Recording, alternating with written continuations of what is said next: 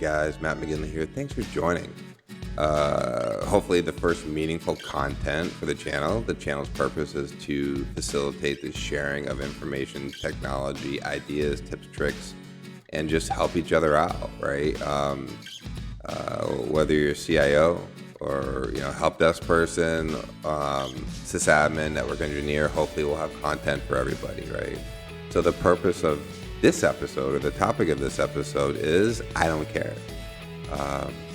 Maybe a softer way of phrasing that would be too much noise. There's too much noise. I think we've all been in a place where you got a project going on, all these people, you have your day-to-day stuff you're supposed to be working on, and then this project, or you're a help desk person and something, system failed, and you got all these help desk tickets coming in, they're flooding the system, and you got all this noise from the business, which could be legit noise, right? But all this noise from the business, wondering when things are going to be fixed and so forth, and you're working on it, right? And so the purpose of this is really to understand and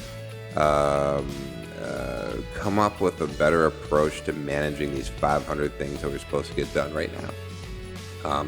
And so about 10 years ago, I was working with a team, and we in this similar situation. So much to do, got chaotic, got a little bit disorganized. So, talked with different people, read different books about how can we organize this using a lightweight, effective, easy to implement model. Sounds great, right? Well, it really came back to the grandfather of all this stuff, which is Kanban, right? And so Kanban goes back to like the 1600s, if I remember correctly, and it means sign, I believe. And the merchants back in the day would put on their sign, what they were selling or their services. And so people walking by could easily see it. And so that's kind of where Kanban came from, the word. And then in like the 40s or 50s, Toyota kind of implemented Kanban and Lean and so forth. And then that eventually evolved into Agile and Scrum and all these great methodologies that we have now, right? But back in the day, Kanban was the grandfather of it all, and it's really simple to implement once you understand it, and if you really follow it and execute on it day to day. So the way the Kanban works is that you generally have a board. It could be a whiteboard with stickies on it, right? Or it could be a virtual software Kanban board. And generally you have 3 columns. You can set that differently, but easy implementation is 3 columns: to do or backlog, in progress, and then complete.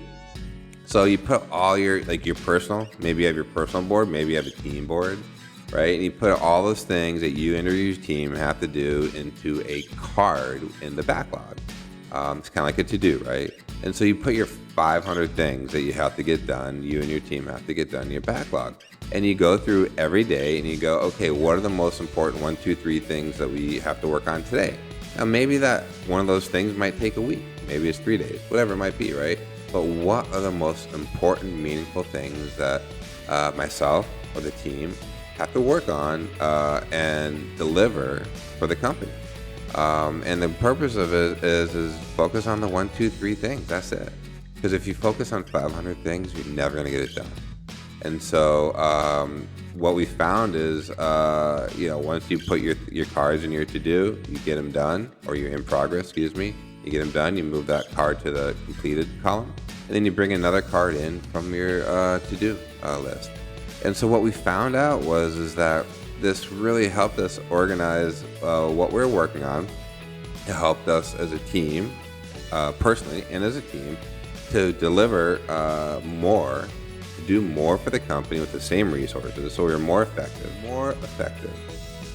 We could deliver better quality work because we were more organized, and we actually were able to accomplish things that we felt like we were kind of stuck in the mud before working on 500 things at once. So if you're in this situation, you yourself personally, you can create your own little Kanban board, or your team.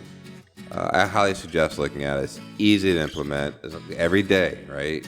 Every day you come in, look at that board. This is what I'm working on, and adjusting if need be, right? But that's every day you have to, that's your guiding light. So is very effective, is easy to implement, is proven throughout centuries really of working, and you will find that it's not less stress, it's more manageable stress to be able to get things done. So I highly recommend Kanban. So I guess with that note, I hope you enjoyed this little tip and trick. I think I'm supposed to say like and subscribe below. Comment. If you comment, I'll reply, and looking forward to sharing ideas with you. And then also some, more content coming up is RFPs. What are they for? And talk a little bit about RFPs, and also Hungry, Humble, and Smart. So with that, I bid you adieu. And thanks for listening, and we'll talk to you soon.